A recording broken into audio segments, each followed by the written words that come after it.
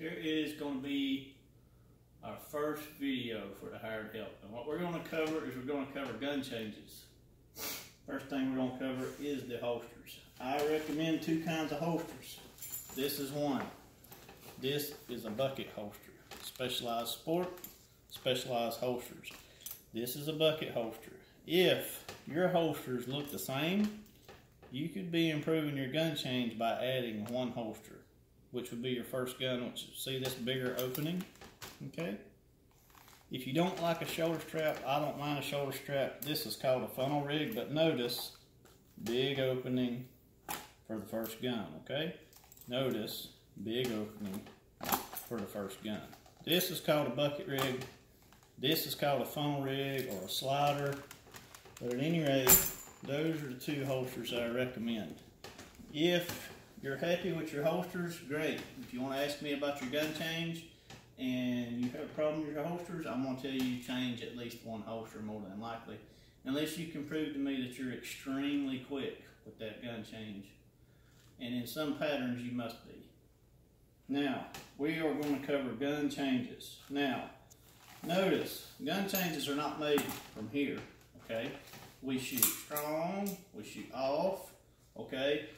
There's three moving parts. Your shoulder's here, and it don't move. I mean, you can move your arm like this with your shoulder, correct? Your elbow moves, okay?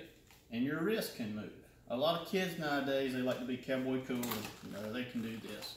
Most kids like to fumble with their gun change, they like to play their pistols, so what? Who cares? But here's the one thing I've noticed. This elbow right here. Watch what happens if this elbow drops. When I go to change, I have to bend everything to get in that holster, okay? Now watch what happens if I keep this elbow up. If I keep that elbow up, it goes and lands straight in the holster. It doesn't make a difference what kind of holster rig you use. But if you let your elbow drop, see, everything else has to bend and twist and overcompensate for that dropping elbow.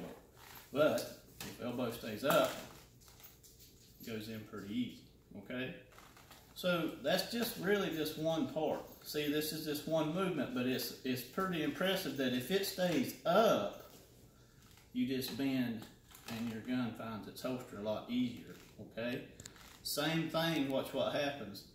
So remember what I said about dropping this elbow. This is the first gun, so naturally if I keep the elbow up, the first gun goes in easier, okay? Also, if you pull your second gun, see how that elbow's still up? Much easier to come out, okay? See, now watch what happens here. See, if I do this and I come down like this, see, I have to move my arm to go to my second gun. But if I keep that elbow up, it's a natural, see how quick I got to my second gun? And since my elbow's up, I don't have to pick it up, I just pull. Prende. So as you can see, we're sitting in the house today practicing gun changes. So as you also you can see my finely mounted steed here. Notice my feet are not touching the ground. Why are my feet not touching the ground? Balance. See there? Balance.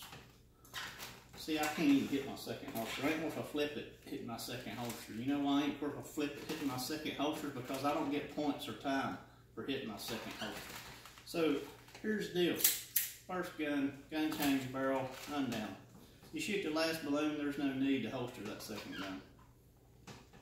Just bring your gun to center. And people have argued this, but here's the story.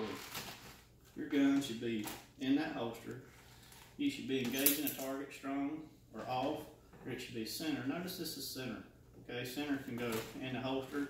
See, when I say that, my elbow has to come up to do that. So the most important part of that is keeping your elbow up on your gun change, okay? But when you're shutting down with your second gun, if you will bring your gun, notice I have reins on my finely mounted steed. If you will bring your gun, you bring it to center and shut down, see how everything is right here together where you're shutting down strong or off, okay? But if you drop it, that's a big problem. You weight this right hip, you weight that right foot, and if your horse decides to cut left, you're in a world of trouble. Questions?